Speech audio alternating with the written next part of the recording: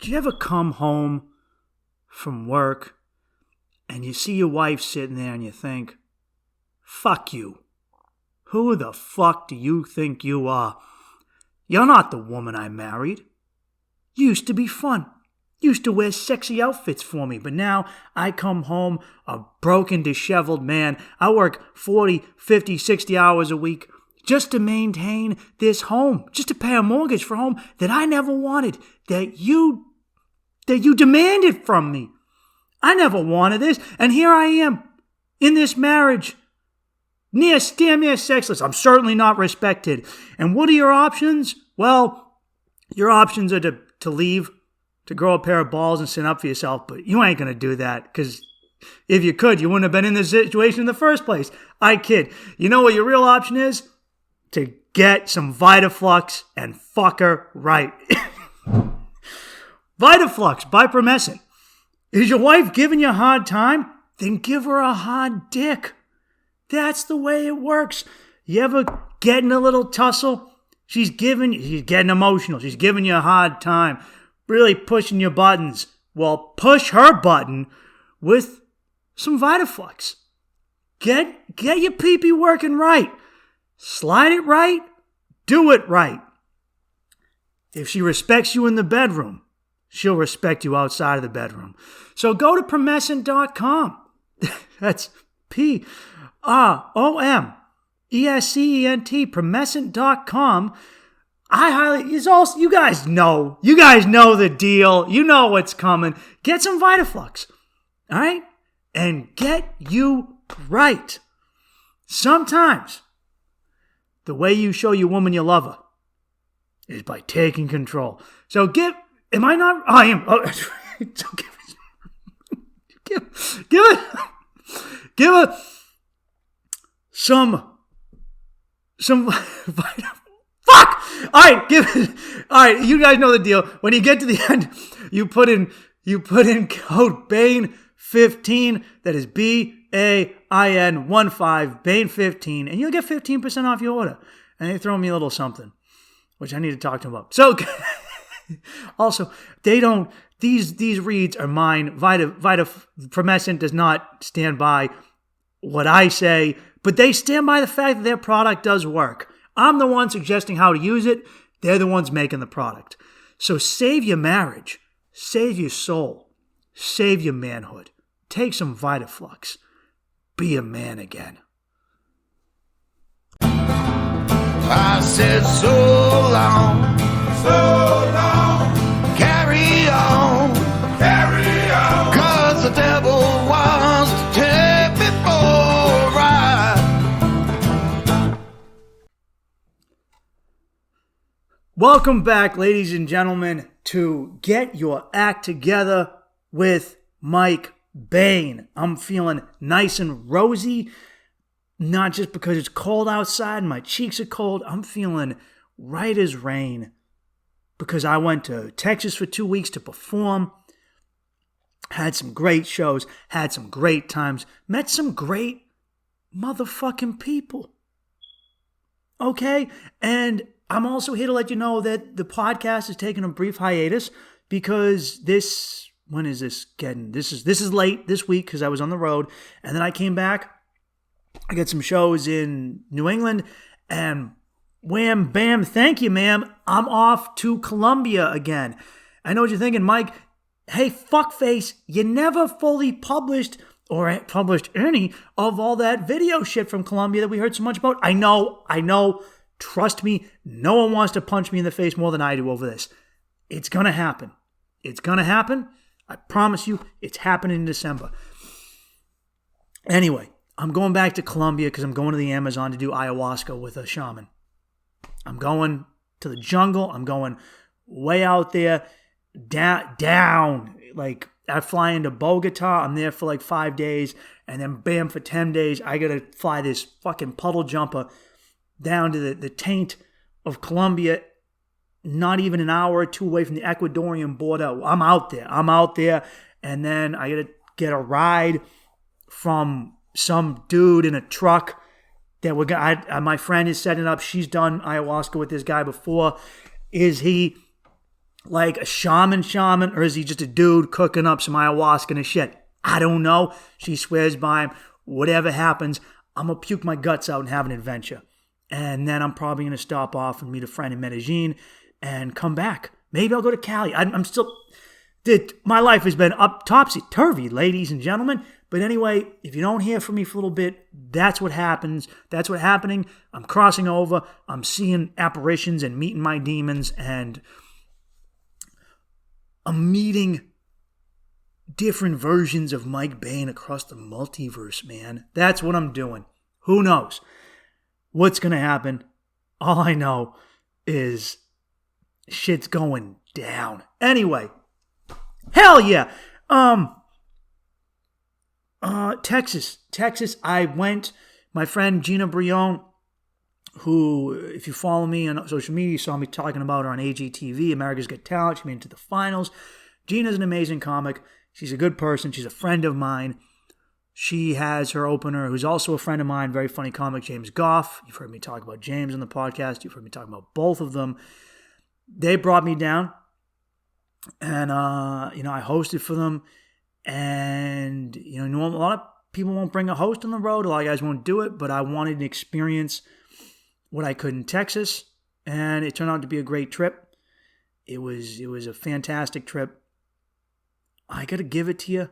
I kind of like Texas. I do. I'm going to be honest with you. I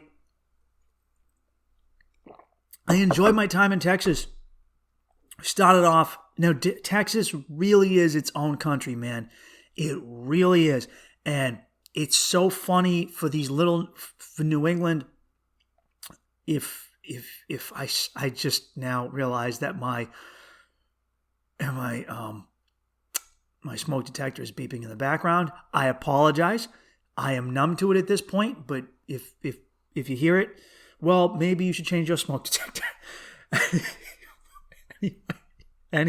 Anywho, Texas really is its own country. It is its own country, and let me break it down for you like this. You got the coastal region of Texas on the Gulf of Mexico coast. You have Corpus Christi. Houston's kind of close. Houston's very much where black people live in Texas. They live in Houston. That's a ton of black folks in Houston. It's also a place where a lot of good comics came out of. I'm going to close that fucking door. Just you wait 1 second.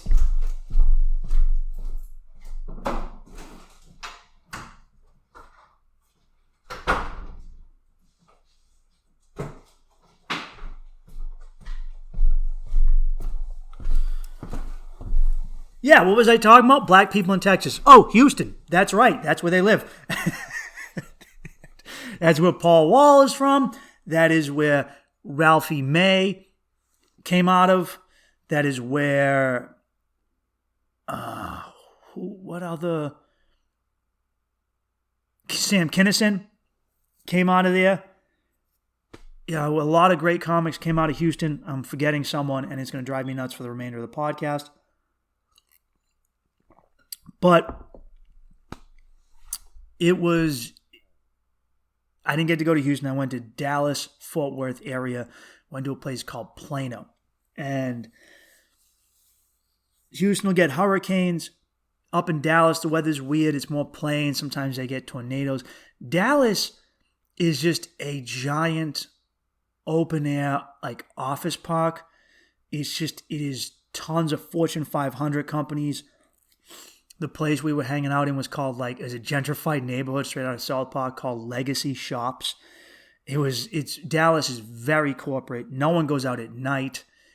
Met some cool people. Definitely not my vibe, but Stu, hold on 1 second.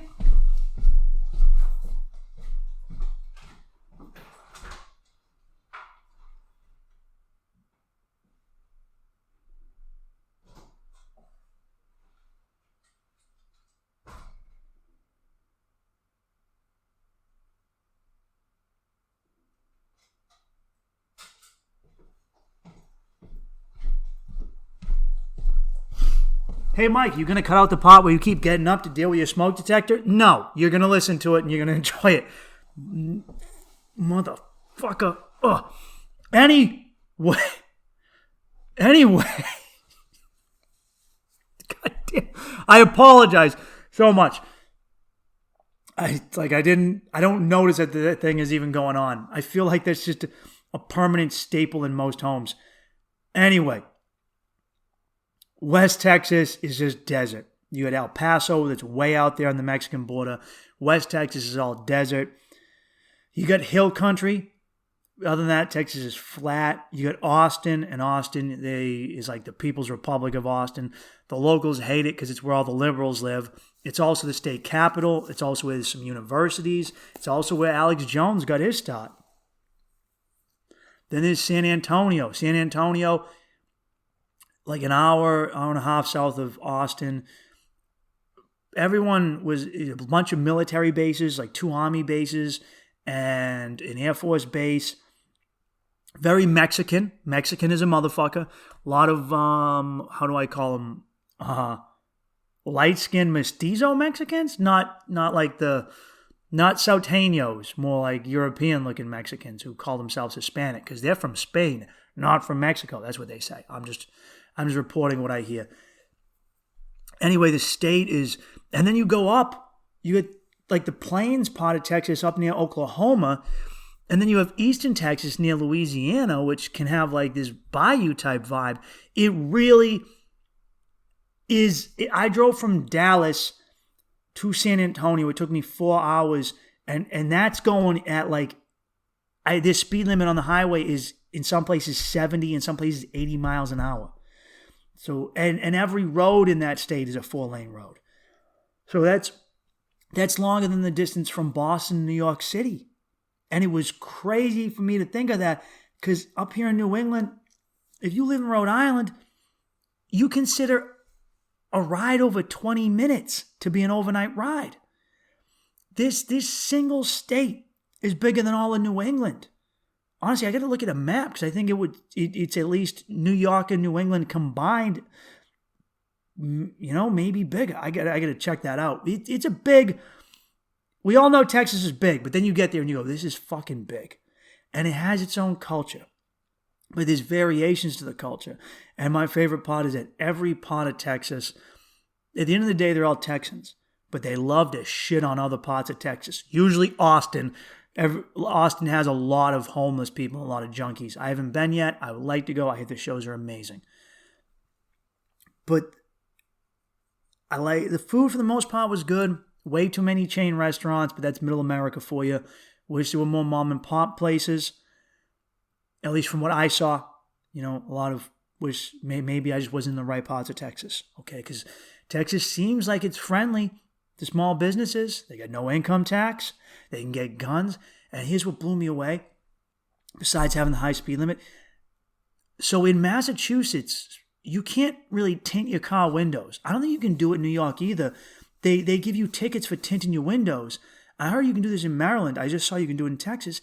They tint the fuck out of their windows. Their windows, every truck is tinted like a motherfucker. So tinted.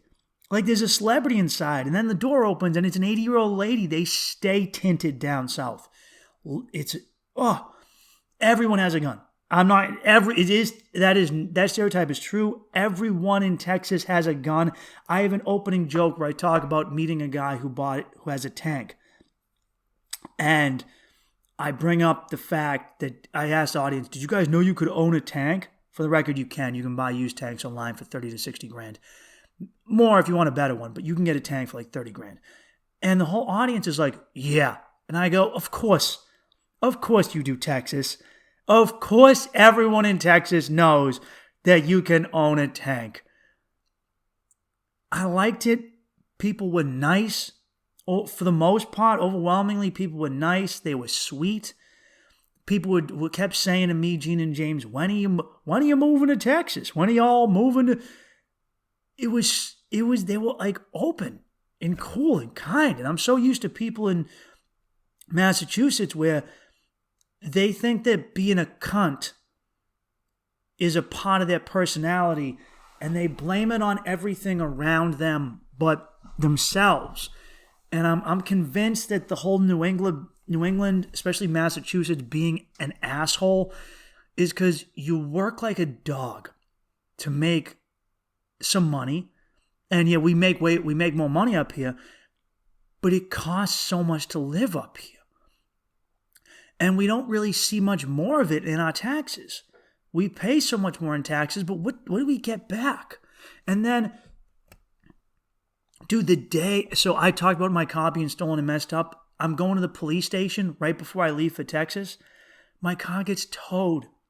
They pop one of my tires. Not only do I have to pay a ticket to the city, I got to pay the tow lot. All because it got towed for street cleaning in a rainstorm. And that's when I realized this is why people are mean up here. Just to exist, you work and you work and you work, and you don't ever feel like you get ahead. And I'm not saying maybe it doesn't feel that way down south. I'm just saying it feels more so up here.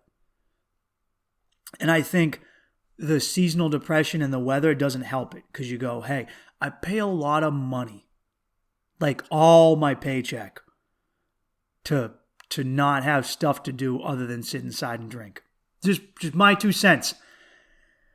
Anyway, the women down there are fine too. I'm gonna be honest, man, these Texas girls with that Texas, they go, y'all want to hang out? And I'm like, y'all want this dick? Ooh!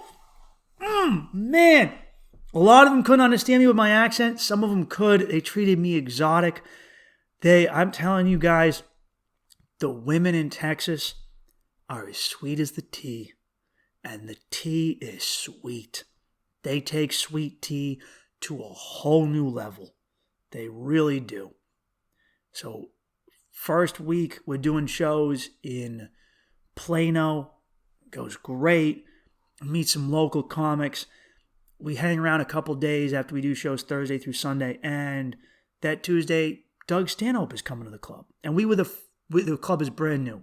We were there for their first real weekend. And Doug, if you guys aren't familiar, I love his stuff. I'm a fan of Doug. I have been for quite some time. Doug likes to get fucked up on stage, really drink. He's known as he's one of the, some comics over time get sober, not him. Then he's open about it. Stanhope is open that I'm gonna drink and smoke myself to death. Originally out of Worcester, Massachusetts. Started comedy out west. Great comic. Look up his stuff. Sometimes when he's on stage, he can be too fucked up. But when he's on, goddamn is he on. And no one believes in the live experience quite the way this guy does. He's done Molly on stage before. He's done all sorts of stuff performing. He shows up. And he's there because the Improvs, where he was going to do his show, is doing some sort of COVID thing where, because of COVID rules, you can't buy a single ticket. You have to buy tickets in pairs. Which is, dude, every company and government is just using COVID as an excuse to be a prick. Hey, because of COVID, you have to buy 2 tickets. You can't buy a solo. How does that work? That's encouraging more people to come and then potentially spread COVID. What if my partner has COVID? This doesn't make sense. I'm dealing with the city. I've had to call city departments, and they say, due to COVID, the department that used to open at 7:30 doesn't open until 9. What is... No, you just say you're lazy pricks. Just say it's a city job and we don't do shit. Anyway, I end up introducing myself to Doug because we're at the same hotel. And once I told him I was a comedian and I just performed at that place, couldn't have been cooler. It was super cool to me. His opener, a guy named Junior, I can't remember Junior's last name, very Polish, out of Chicago. Very funny dude. I wish I wrote down his name. I forgot.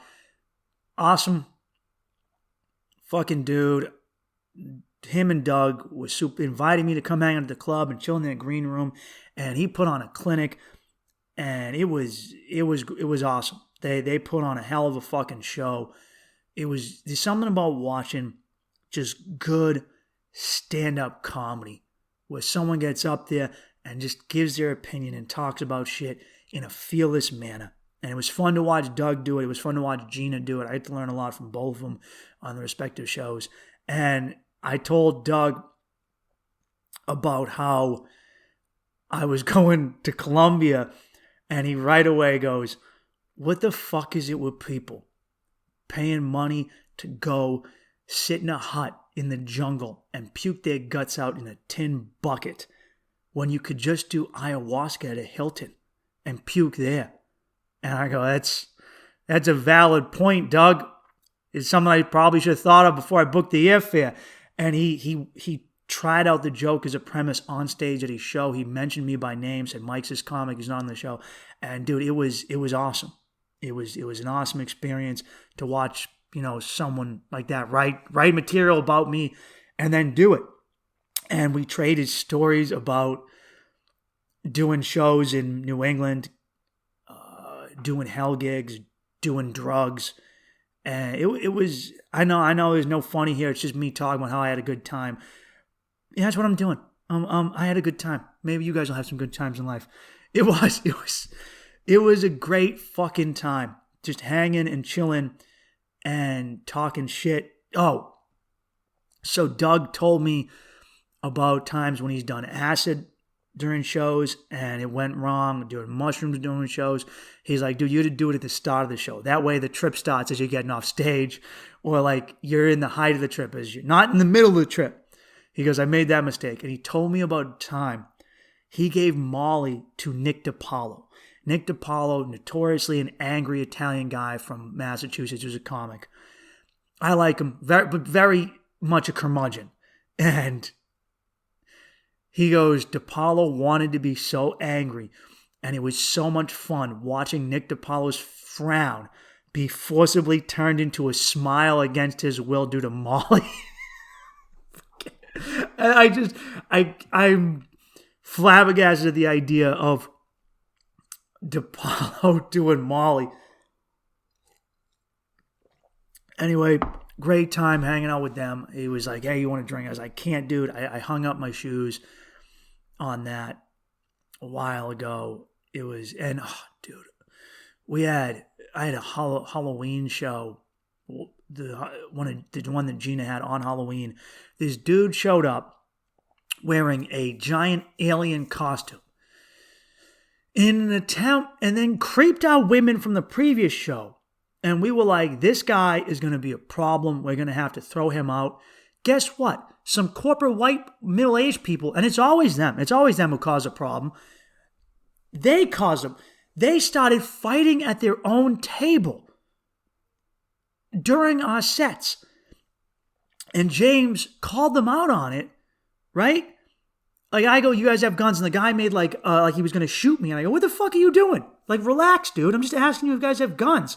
And James is up there. They start fighting amongst themselves, having a full-blown fight. This guy is pissing off his wife and his friend's wife and says something about her having a gaping vagina just at their table. And she points at him and goes, yells to James, you know what I want to talk about? Small dicks. And I go, what the fuck is... And they eventually left. And it showed me how much, when you are at a comedy show, and this is just in life, when people show up with negative, toxic energy, they will, because it fucked up the whole crowd. It was, the vibe of the entire room was being ruined by these 4 fucking people. And once they were gone, the audience became a collective audience again.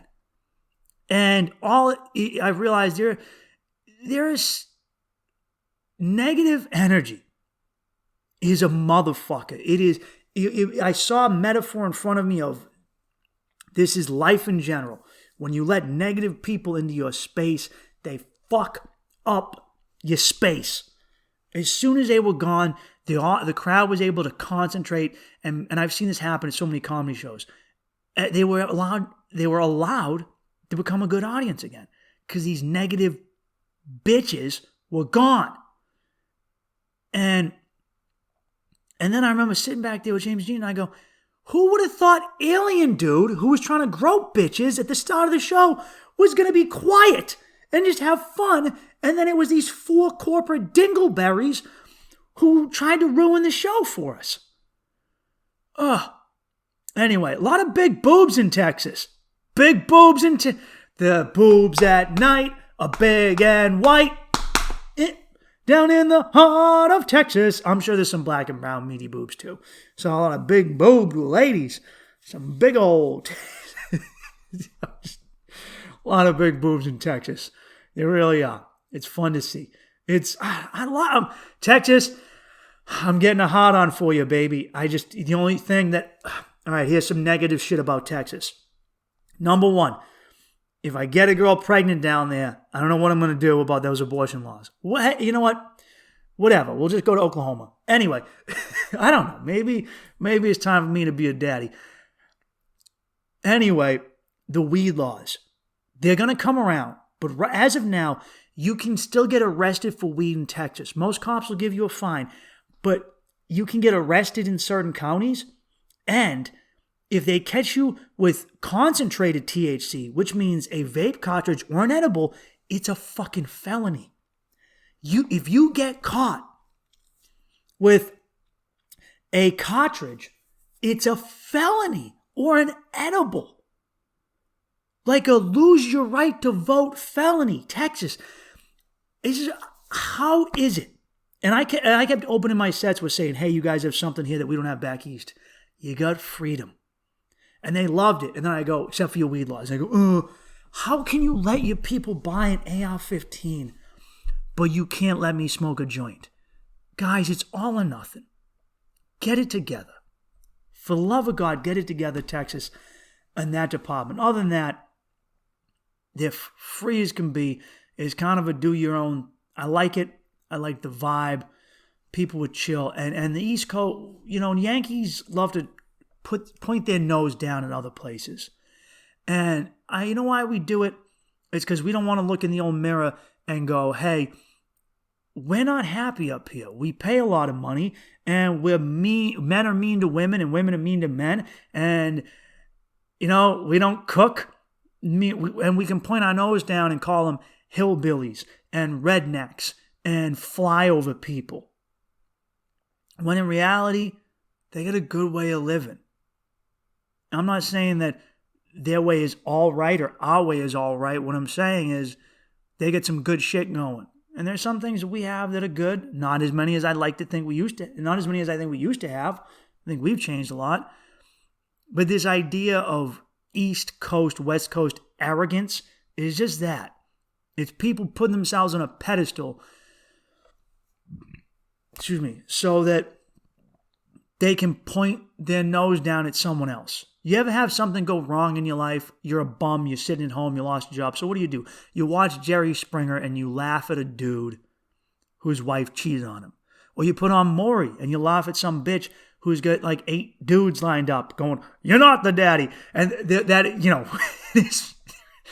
and you get a bit of schadenfreude where you watch this woman have 5, 6 different dudes come on. It's like, he's not the father. And you go, yeah, fuck you, you slut, you dirty bitch. Why do you see those shows during the day? Because you're at home being a bum and you want to feel better about yourself. And I think we like to point our fingers down at, lower people, whether, hillbillies and rednecks and country folk.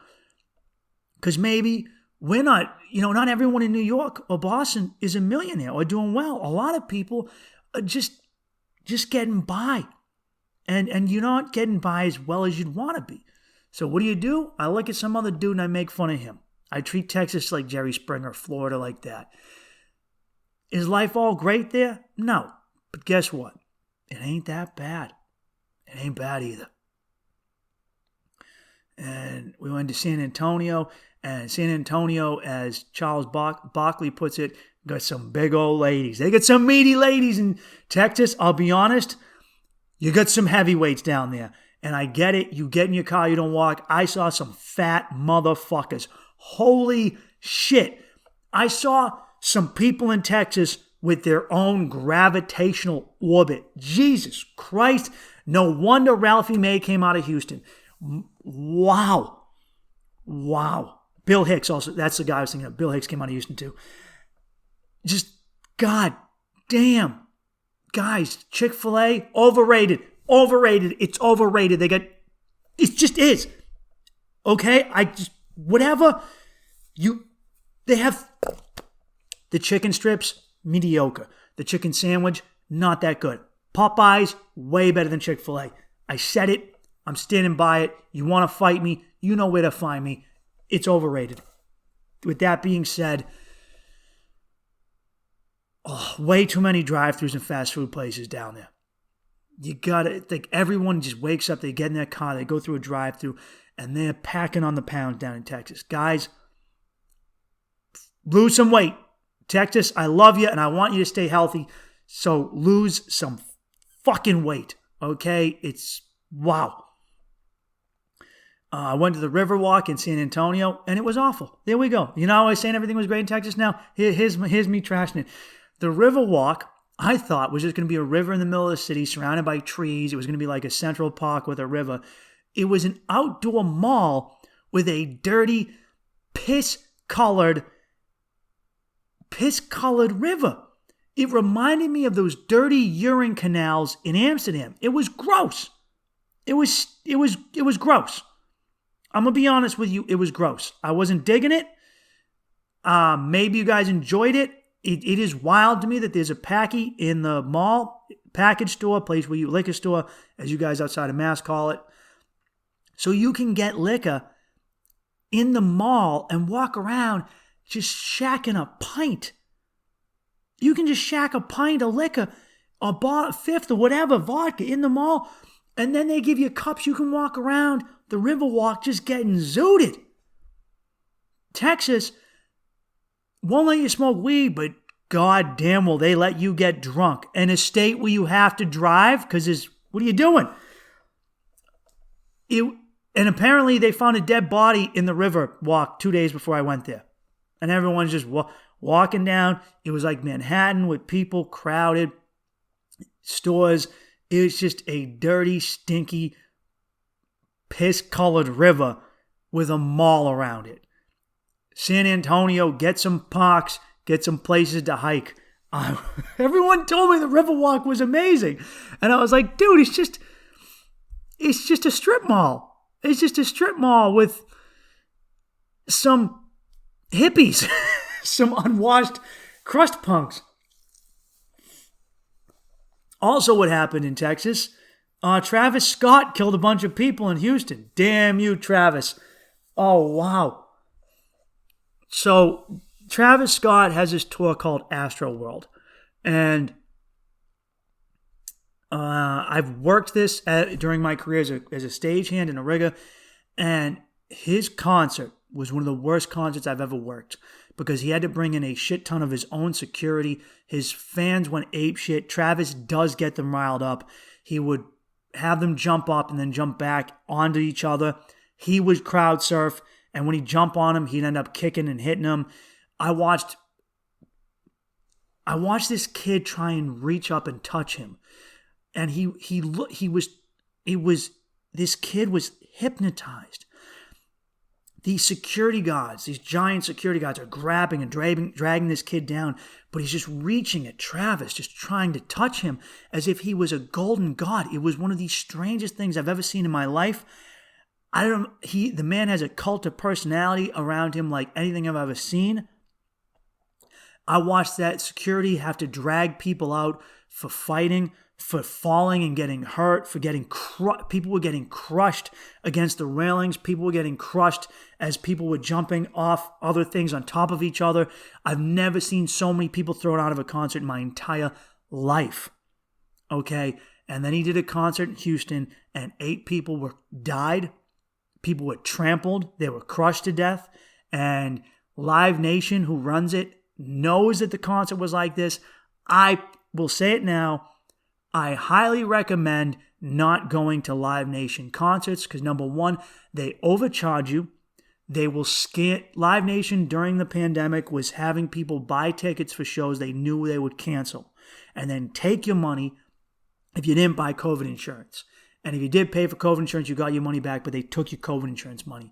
They underpay their workers. They make you pay $9 for a can of PBR. They're dirtballs. They're scumbags.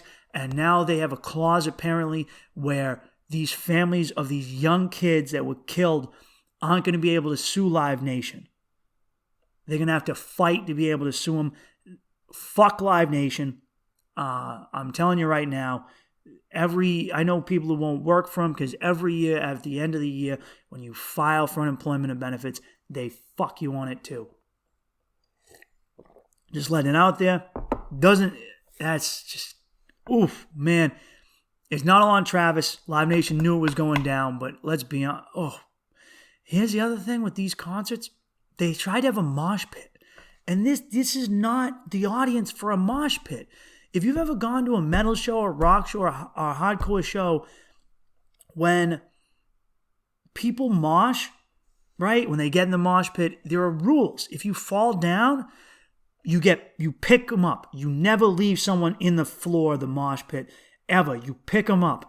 And they weren't doing that here. Don't get me wrong, Travis ain't the first musician to say some crazy shit to his fans, right?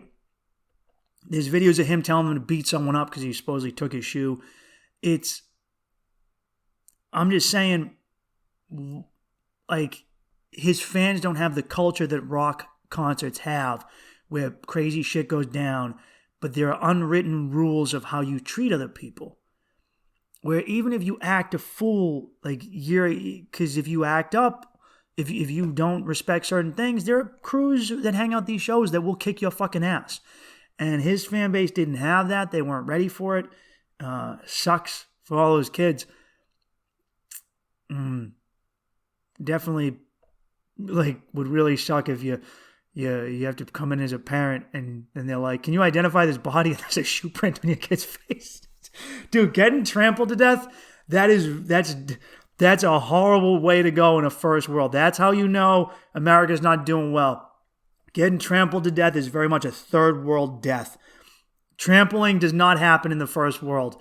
That is, when you open up a newspaper and you're like, 800 people killed in a trampling in Mecca or India, and you go, that sounds about right. That happens in the hot brown places of the world, right? That's not, or 15 killed in a mudslide. You're like, that's an equatorial accident, right? Mudslides and tramplings. And I will tell you, I went to a concert in Central Park once. And that's why I'm not huge on giant crowds, because we were trapped in this crowd and you couldn't move. And this happened to me at Lollapalooza in Chicago. And I thought, if someone detonates a bomb, I'm fucked. And I couldn't move the way I wanted to go. The crowd was surging in one direction and pushing me, and I couldn't move. Not only that, but as I was breathing, oxygen around me so much of it was being taken up by other people that the air felt lighter. And I felt the temperature rising around me. I was soaked in sweat from the heat of all these bodies. And I was like, oh, if it was hot out, I could die right now. I could get cooked from other people. Just remember that when you go to concerts. So don't go to concerts. Go to comedy shows. Anyway, speaking of people that are in trouble, so to finalize this, I don't think we should completely rip into Travis. He deserves the blame, but dump it on the promoters and dump it on Live Nation too. It's on all of them. Anyway, Dave Portnoy is in trouble. Dave Portnoy of Barstool Sports is in trouble because he has been having aggressive sex with women. Dave Portnoy will occasionally release one of his own sex videos, and it's really weird, and he pretends like someone else released it, and I don't know why he does it, but it's like, hey, I have friends that are like, hey, Joe, Dave Portnoy, El Prez had a sex video leaked, and I go, all right. They go, yeah, I'm going to say, and I go, I don't want to watch that. Why do I want to watch another man have sex? They're like, dude, he's really fucking this girl. I go, this is a weirdly homoerotic thing, and if you admit that, I won't give you shit for it, but just admit it. And everyone, and then he goes, Portnoy will put out a tweet and go, oh my God, I can't believe this thing was put out to besmirch this. And it's like, Dave, it's you doing it. Just be a man and say, hey, here's a video of me fucking a girl. And just say, hey, whatever, own it. But I'm not like a Dave Portnoy huge fan, but I think he's a decent enough dude. I respect what he did during COVID to help small businesses. I'm very neutral on the guy. Sometimes I find him annoying. Sometimes I'm like, hey, good. I don't hate on him. Good for the guy built an empire, and I won't be a hater.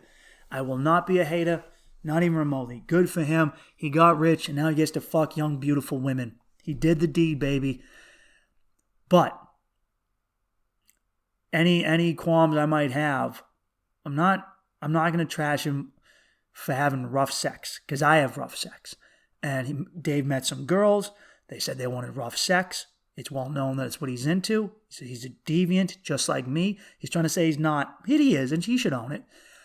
And some of them ask for rape fantasy. I've done rape fantasy with women. You got to know when to hold them.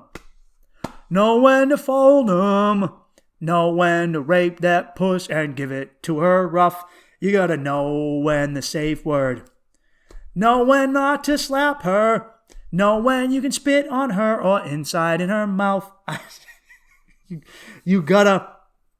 I'm very cautious whenever I do kink play with girls nowadays because a lot of them talk the talk and can't walk the walk. So, if you're gonna Me Too someone, stop doing this because there are people that actually Me Too. And Dave isn't one of them. I read the report. The girl said that they were doing kinky stuff, and he started getting into it. And one of them asked for rape fantasy, and they did it. And then he physically hurt her. Well, that's the fucking fantasy, lady. There needs to be communication. There needs to be a lot of stuff going down, and you got to trust one another. So, at the end of the day, is Dave a monster? No, it sounds like these two people rushed into some kink that they weren't prepared for. So you both share blame for it and need to be like, hey, it didn't go right. Sometimes that happens. I've gotten too frivolous and given a woman a slap in the bedroom who I thought wanted it, and she didn't. And I had to, have a talkie talk and do some aftercare and some communication. I've had girls bite me, and I'm like, biting is a hard limit. And I've had girls who I told them was a hard limit, and they still bit me. And I had to go, I'm gonna fuck you. I'm gonna fuck you for this. It's like, I know what you're doing. Don't do it. So if you want to play kink, sometimes it's like going up to bat in baseball. Well, you get a ball, you get a walk, sometimes you get a hit. Sometimes the pitcher drills you with the ball and you go, oh, well, if you want to hit the ball, you got to take the risk you might get hit.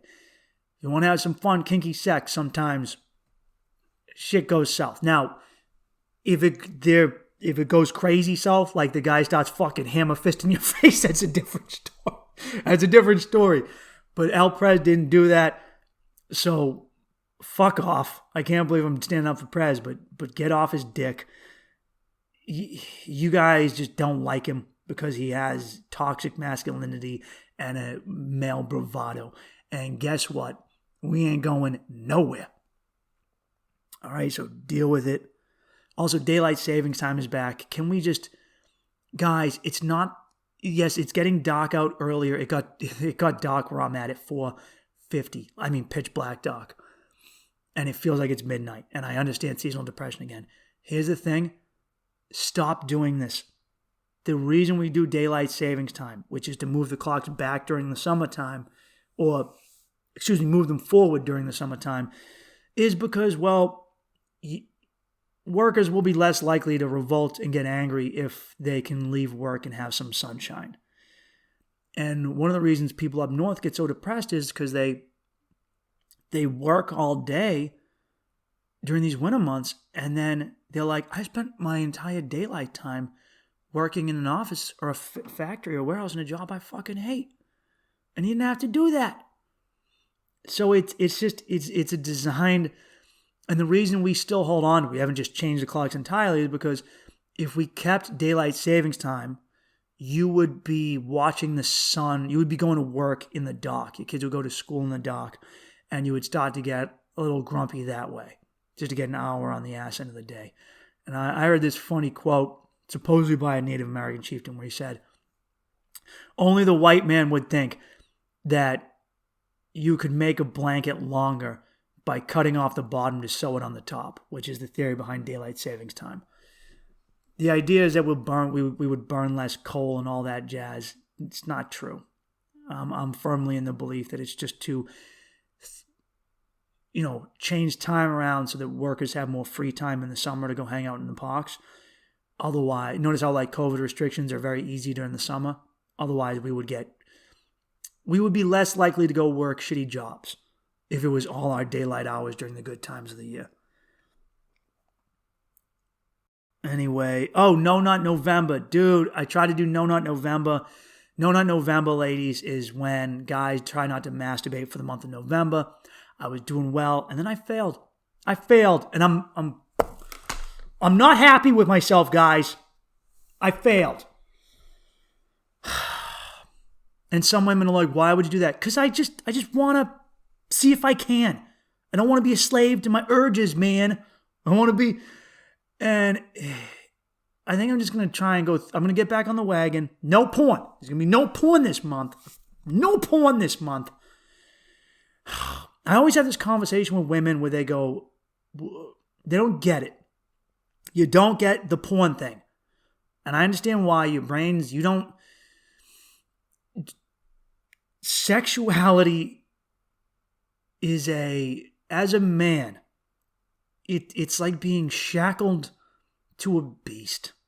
It's like Dr. Jekyll and Mr. Hyde. It's like the Incredible Hulk. Sometimes you're just a dude. And then sometimes the demon comes. And he comes hot. He fucking comes all over a napkin or a sock or a fucking a shirt, whatever he can find. But he comes. And when you have testosterone in your system, ladies, the urges come and porn will play on them. There isn't a guy I've talked to who porn doesn't fuck up our brains. It's not good for us. It fucks up the way we want to have sex with you. It not every guy has this, but I don't think I've talked to a guy who hasn't had some issue with porn at some point in his life where he had to fix it. It ain't healthy. I don't fucking like the industry. I don't like that I even watch it. And I find myself watching it. And I know every woman's like, oh, whatever. But guys, this is for the fellas. Talking to the fellas out here, ladies. Because you should not want us watching it because it ruins our ability to enjoy the moment with you. Also, stop being a voyeur. Stop watching other dudes fuck. Go get your own pussy, man. That's what I'll do. I'll only watch videos that I've made. Hell yeah. All right, there's our loop around. Man, I was disappointed. And I've talked with other guys, and I'm realizing, like, every dude I know is kind of fed up with porn fucking up his brain. Every guy. It's just, it really sets weird standards, and you're like, I'm just going to watch. And every guy, when we first start watching porn as a kid, it fucks us up because we find something fucking nasty. And you're just 12 years old, and you're watching this going, what? And your brain is like having a traumatic experience. You go, what is this woman doing with a cucumber and a monkey? And you're just like, where's this? Is that a midget? What? Is that a dog? What is it? Why are there 15 guys dressed like clowns gangbanging this housewife? And your little 12-year-old brain can't comprehend. And next thing you know, you're 30 and you can only fuck a woman when she wears clown makeup and bangs you in the butt with a zucchini. And you go, how did I get here? It's porn. That's what fucking did it.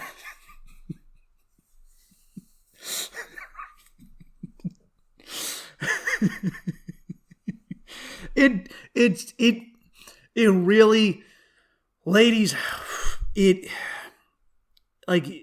I've talked with dudes who eventually won't even get hard and when having real sex. Porn, it's just, guys, hang tough. I'm not telling you not to masturbate, but I'm also starting to realize that the more I keep it in there, I keep my essence in, I'm every time I nut, I'm losing vitamins. I'm losing, that's protein. That's a part of my body. Then I'm just splooging my essence all over the place. Just all over there's just tissues filled with Mike Bain's life force.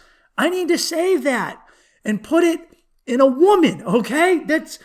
I'm telling you guys, when you hold it in and then you get a lady and you fucking bust up in her, just when you look, I'm saying I've been holding it in and then I had a sexual experience and it was like otherworldly. After going through this 2-week period of not masturbating, no porn, and then I fucked. And I had been working out too. I got my testosterone up. I had been at the gym.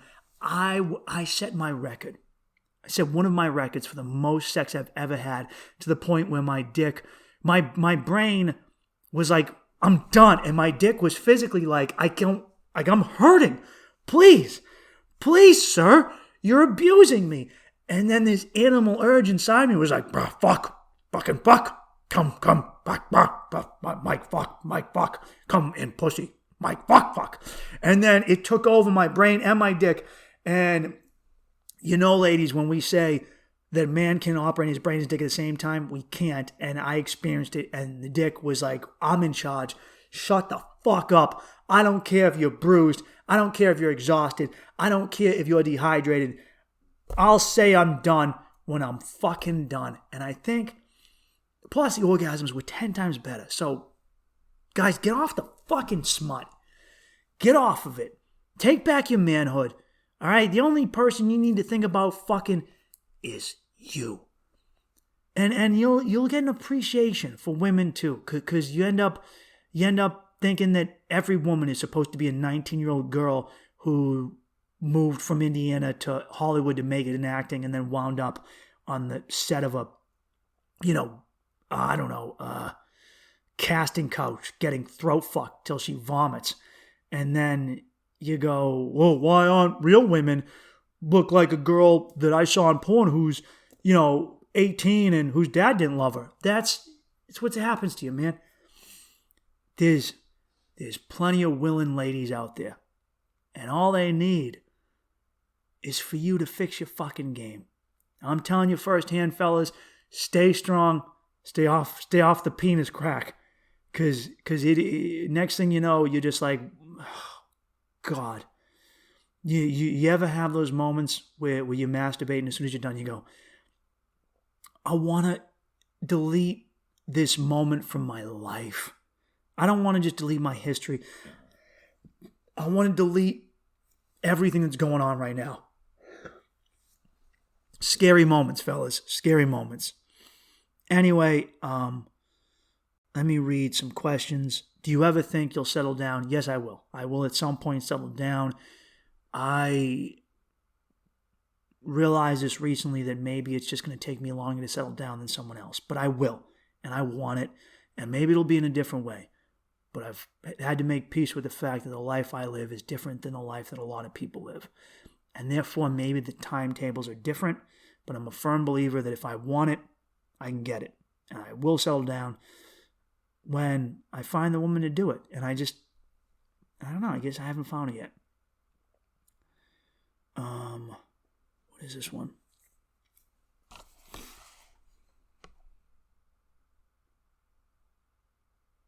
What do you do when you have anxiety? I remind myself that anxiety is a part of my brain. I actually had some terrible anxiety this morning after 2 weeks having none. And that if my brain can make the anxiety, my brain can unmake the anxiety. And that my anxiety usually happens because I have too much on my plate and I feel like I have 15 things to do. And The way to fix this form of anxiety, when you have too many choices and too much shit to do, this is what I've learned is and it's hard. It's hard to do this first part. I know it is. I fucked up for about 5 hours today. Here's what you do. Pick a task. Pick a small one. You have 15 tasks. Pick one. And this is going to take you a little bit because you're being indecisive. Fucking do it. Just get to work. Do it. When that's done, get to the next one. Okay, when the human brain is focused on a task, you are streamlined. That's when your manhood is fucking in there. That's when your key is, you're in the zone, dude. Your yin is yanging and your yang is yinning. And when you're trying to do too many things at once, multitasking is bullshit. It's not good for you. Whatever, I don't care how many people say, I'm good at multitasking. Those people have bad anxiety in their free time. Handle that shit and then do the next one. One by one, knock them down. I did this and I'm doing this. The more you get overwhelmed, the more you delay what you have to do. So just action. Action is the best thing for anxiety. When you get anxious, just do something. Go to the gym. Take a walk.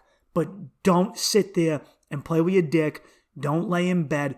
Do something. Find a task and do it. And then do something else. Because usually you're anxious about something that, either you can't control. If you can't control it, be like, I can't control it. So what the fuck are you mad about? If you can control it, fucking control it. Make a decision. And live with the results. Because that's usually the reason we're indecisive and anxious, is because you're afraid of what might happen. If I do it like this, I might not be able to do that. Well, fucking deal with it. Make the decision, deal with the repercussions, and then change them. Maybe I've been indecisive about part of my trip, where I'm going to go after this part, and I've been avoiding buying my second plane ticket. And I need to just make a fucking decision. Or I don't. And then when the time comes, I deal with it. It is what it is. I will find a way. Life will go on. It's not life or death. So that's what I do. I work my way out of it by just doing something. Just doing something, man. I'm telling you, I went back to the gym and I forgot how much I love lifting weights. I forgot how much zen I get out of lifting weights and how much physically being active makes me mentally happy. So, I don't know. Maybe you can lift using weightlifting to get rid of the bad thoughts. How do I say it? This guy's grammar isn't the best here. Hold on. How do I tell my wife I don't want to do something with her? You just fucking tell her, asshole. So I don't mean to be aggressive, but you just tell her. So I had this talk. In the future, so it's in the works, but I'm going to throw it out there because it's going to happen. Me and Jason Cordova are going to work on a relationship-based podcast. He's been on the show before, and we're going to talk about men and women and dating and fucking and all that fun stuff. I'm going to work on it when I get back from Colombia, and I'm really looking forward to it. I'm excited to put it out there. I had this talk with him. I had this talk with another friend this morning also about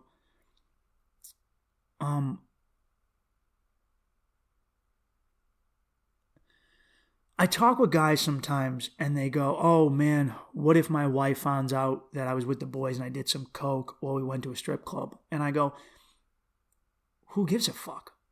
You're an adult male. Say I went to the titty bar. Say I did some cocaine with my guy friends and own it. What are you afraid of? A fight? Then have the fight. Don't get emotional, let her scream and yell. So what? You're the fucking man of the house, dude. You're the man of the house. Do you not understand this?